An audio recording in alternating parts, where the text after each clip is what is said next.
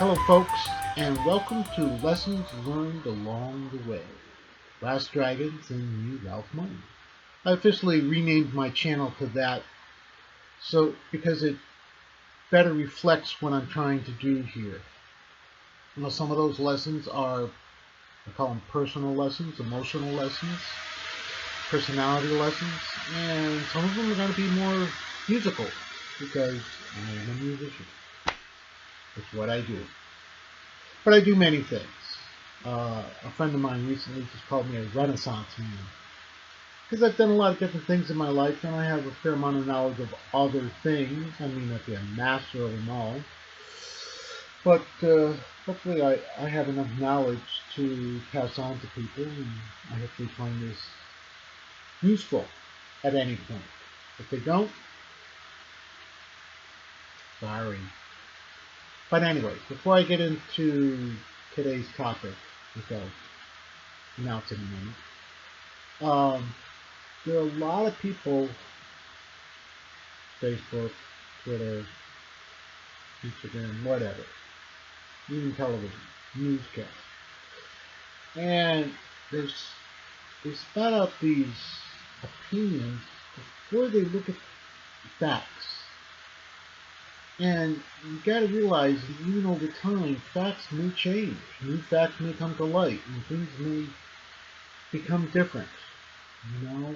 And I've learned over the years something that I thought or believed in, had faith in, changed over the years because new things came to light. So, personally, I've always tried to keep an open mind on things because things kept changing for me as I went to school. I went to music school. I went to a technical college. Then I went to a state college. And I've had a fair amount of schooling. Technical college I went a couple of times for a couple of different things. I started as a civil engineer, and then I went and got a job, and then I came back and I got an associate's degree in computers, and then I went on to state college and was about to get my bachelor's, and I got, put it nicely, screwed out of that. But that's neither here nor there. I'm not worried about it. That's all in the past, and life moves on. But people, get your facts. Look at all the facts, even the ones you may not like, especially the ones you may not like, and digest them and see if it fits within the reality of things instead of just how you feel about it. Well, I feel this and I feel that. Well, that's all fine and good. That means you haven't looked at any of the facts. So today's topic kind of touches on that a little bit because this has been a revelation for me, and I don't know all about it, but I'm going to tell you what I do know about it and why it makes sense to me for the facts that I do have. Okay? So whether you're talking about politics, religion, COVID-19, masks, no masks, go check the facts. As many sources as you can find and get the real information. So many doctors are saying this and so many doctors are saying that. Well, you have to kind of weigh it out, but if 90% are saying this and only 10% are saying that, well, what do you think? Are these 90%, disease doctors and doctors that work with these kind of patients all the time? Respiratory doctors and heart doctors and lung doctors. Check out your facts. That's all I'm saying. Please, check your facts before you nail down your beliefs. Yes, it's good to have an opinion, but have the facts to back it up. Okay? So, anyways, today's topic, the law of attraction. I've been reading a lot of Dr. Wayne Dyer's books. A lot of them. I have, I don't know if this will come across right. This is his latest one. Dr. Wayne Dyer, Being in Balance. And I'm about halfway through or so. And there's some amazing stuff in there, just amazing. I tried to be a centered and balanced person myself most of my life. And that book really nails a lot of stuff on the head. It just, wow. And one of the things he talks about, now listen to this. The universe works on the law of attraction. It's kind of like, be careful what you ask for, because you just might get it. Now, ultimately, the universe is the highest being in the world, the highest being there is. God, Nirvana, Jehovah, Allah, whatever you want to call it, creator, source, they all kind of mean the same thing. God, Lord.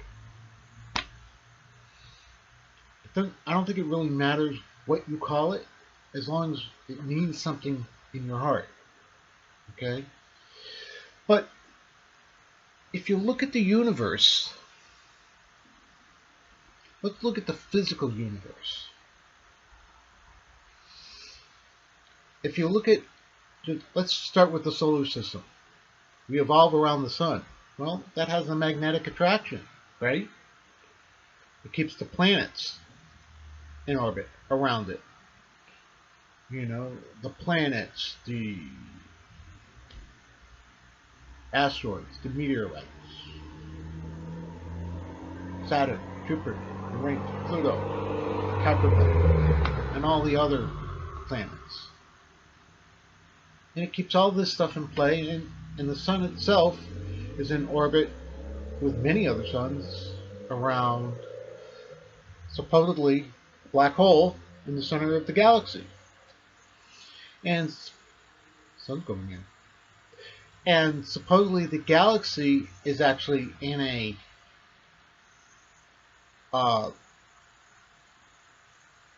don't know about an orbit. It's actually moving in space among many other billions, trillions, zillions of other galaxies. But they all work on the law of attraction. They all work on what attracting are we doing. And yes, sometimes they explode, but then all of a sudden the law of attraction starts happening again, and the gases and the minerals all start swirling around something and creating new planets, new stars, new celestial objects. If you look at molecules, right? You have electrons, protons. They revolve around each other. Atoms have particles that revolve around each other. It's all about attraction. So, my point is that if in the physical world that is true, another word for attraction is gravity, right? Or magnetism. Whatever it may be, but it's still something that attracts something else, right? So, if that's true, and it could be called a law, why wouldn't that hold true for the non-physical plane? Okay? In the Bible, I can only speak to that because that's what I was brought up on, but I'm not trying to push it in anybody's face, okay? But in the Bible it does say, ask and ye shall receive. But then, be careful what you ask for. Okay? So if you're saying I would like to be rich. Now let's qualify that. What is rich to you? Having $1 billion, $1 million, $1,000, $100. If that's what you desire, if that's what rich means to you, and you focus on that, truly focus and believe that somehow, some way, you're going to get it, and you act like you're going to get it, you get it. But if you say, oh, I'm poor, I'm never going to have any money, well, then that's the opposite of what you want. But that's what you're focusing on, and that's what you're attracting. Attracting. Cricket. Cricket teeth. Okay, so, if you want to be successful, what does that mean to you? I want this special job. I remember, at least for me, when I was job hunting, and at the age of, I think I was 63 at the time, I got laid off. Funny thing though, I wasn't particularly devastated. I kind of knew the writing was on the wall. I had just hoped they would wait a couple more years so I'd be 65 and I could retire. Done deal. But it didn't work out that way. Okay? So I signed up, put out my resume, and did a lot of interviews. And I went to interviews, and I would get a sense of the workplace, of the company, of the person I was talking to. And I would get a sense of whether I wanted that or not. And a lot of them I didn't want. And there were guys that said to me, "You're really not suited for this, are you?" And I went, "No. I don't want to work on a factory floor standing on my feet 8 hours a day. I'm better qualified than that, and I deserve more than that. And the pay you're offering, I used to make twice that. Why would I go back? I could make that at Walmart." Well, I didn't say that, but that's the way I kind of felt on some of these jobs. And you would get a sense on, I have one job that I really wanted, but I knew they didn't want me. They wanted a young person. Okay. And I kind of sensed that. I had that feeling. So I didn't put a lot of stock into it. I didn't expect it to come to fruition. And it didn't. And that's okay. Sorry, it's getting dark. The sun's gone in again. That's what happens. Let me see if I can rectify that a little bit. There. So,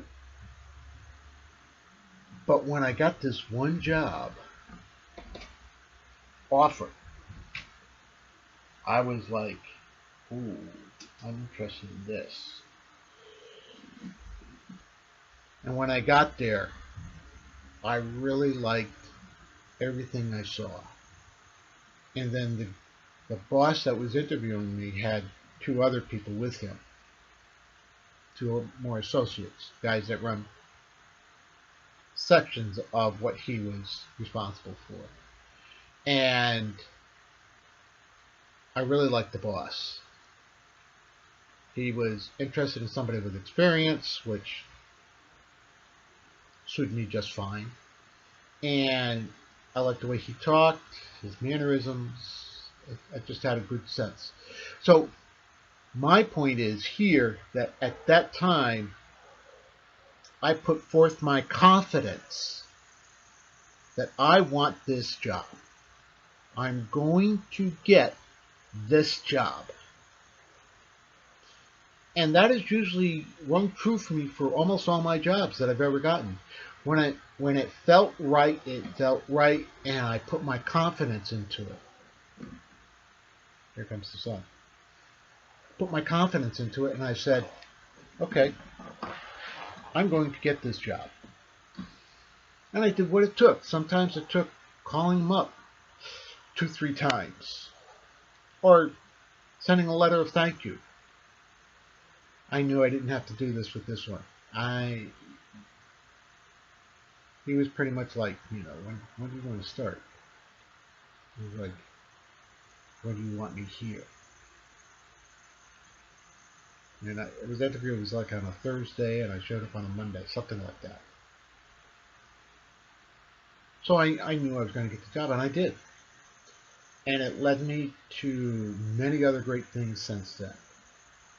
And now I'm working at a great job, and I always hoped that it would lead me onto the path that I wanted. And I kept thinking about that, the path that I wanted. And I got it. Now that's just me personally, okay?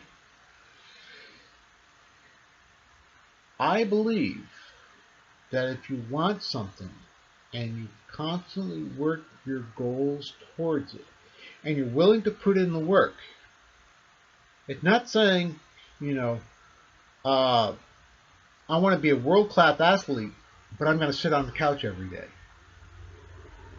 It doesn't work that way, I want to be a great writer, but I'm not going to write. I'm not going to read. Dude, practice what you want to be. You've got to push forward and act like it's already come to fruition, like it's already happened. So if you want something badly enough, years ago, I'm dating my wife, and she had always lived in apartments. Now at the time, I was between jobs. This is many, many years ago. And I knew I was going to be going to look for a job, but I was just going to do a temporary job because I couldn't find what I wanted.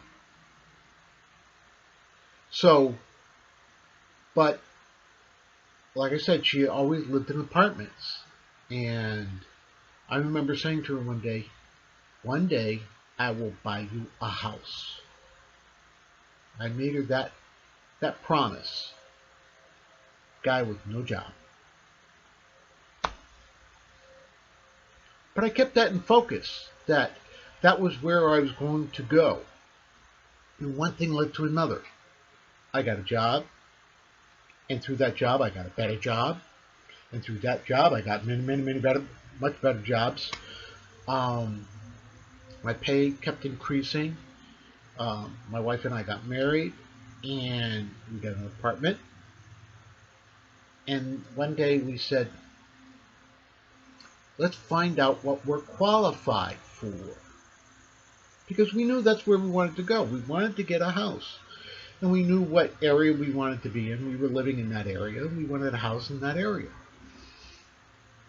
So we called up her cousin who happened to be in real estate. And lo and behold, we checked our finances. He says, oh yeah, you're good and qualified for this.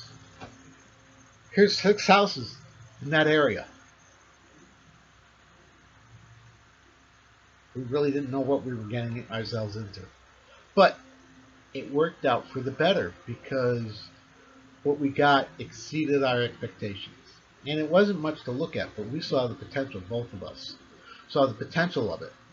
And we got a lot out of this house. It's a great house. You're looking at my office.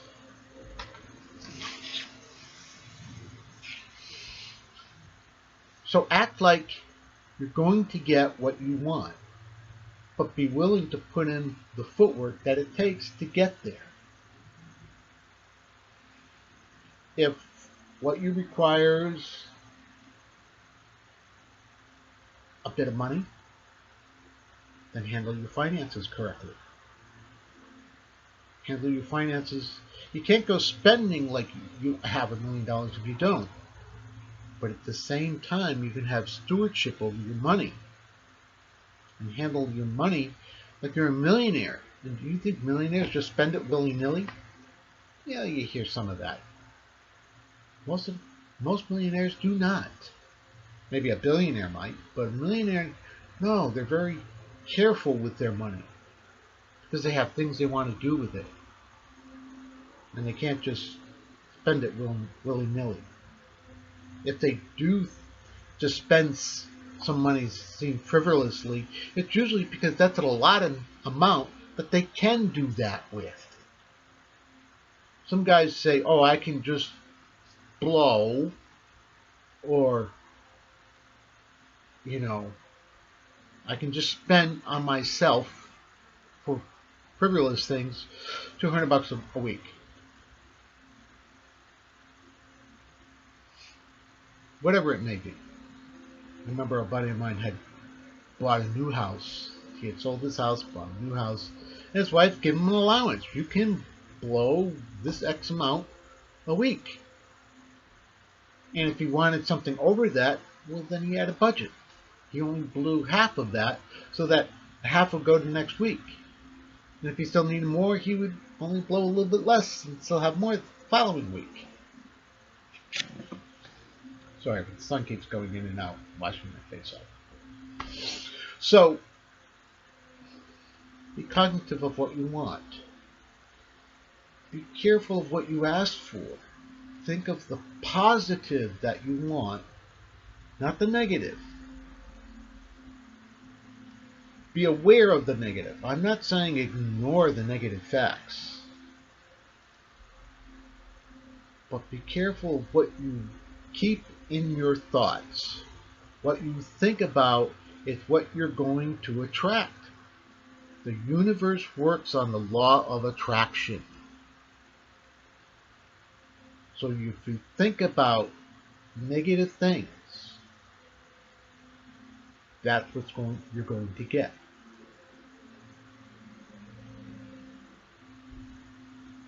Let me say that again. If you think about negative things,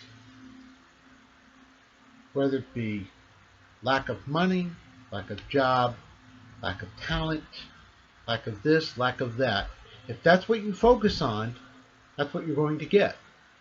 But if you focus on, I want this, I want to be able to do this, and you spend your meditation, prayer time asking for that, and then taking stewardship over your request. Now, what does that mean? It means doing your part. God helps those who help themselves. That's part of what it means. I wanted to be a computer tech. So what did I do? I went to school. I didn't have much money at the time, and I went to the school and said, look, I need help. I need some scholarships. I would like to go to school, but I need help. They said, write down your stuff. We'll see what you qualify for. And they went, yeah, you got it. We'll give you this much. You can borrow that much. And you have to put in X amount of dollars for books and stuff and fees. And you're good to go. And I did it. But I had a plan too on top of that. That was part of the stewardship, right? Is having a plan. According to the Bible, God said to Noah, I want you to build an ark. And he gave him all this stuff. But it was Moses who had to plan how to get all that stuff, how to put it all together. He probably had guidance, but still, he had to do the stewardship part. And that's what the story is really all about, is the stewardship that Noah did, because he believed what he was being told. Now, if you listen to that little voice inside of you that says, yes, I can do this, but this is how I have to do it.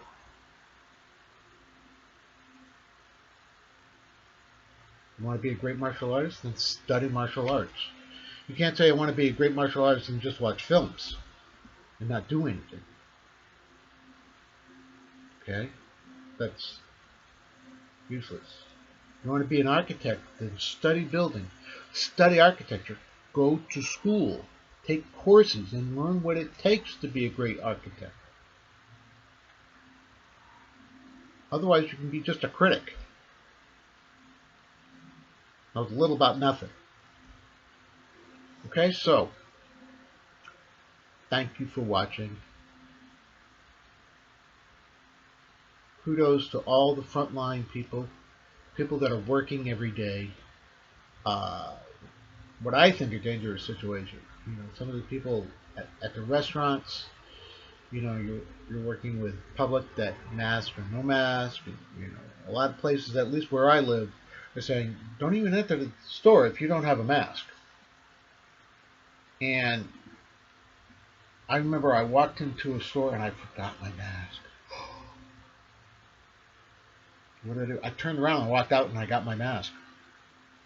It's like, ooh, I made a mistake. I wasn't thinking. But most people are wearing masks, at least in this area, and we have one of the lowest pandemic rates in the nation. Thank you very much. I have a family to worry about. I can't just, be aware of the consequences of what you do. Because what you do is part of the law of attraction. What you do is going to attract more of it. If you do negative things, you're going to attract more negative things. If you do positive things, you work in service of people, you're going to attract more of that. Give and ye shall receive. I'm just telling you what I know. But anyways, back to kudos for those people on the front line, the hospitals and the doctors. Wonderful people working under stressful situations. I hope you all are well. So all who have watched or viewed, thank you. Be well. Oh, one more thing. I'll have a little bit of a song after this, one of my songs. I'm working through an album called Diverse Sounds, and hope you like it. Take a listen. It's only about a minute or so. Hope you like it. Thank you. God bless you. Be well. Be safe. Be happy. Namaste.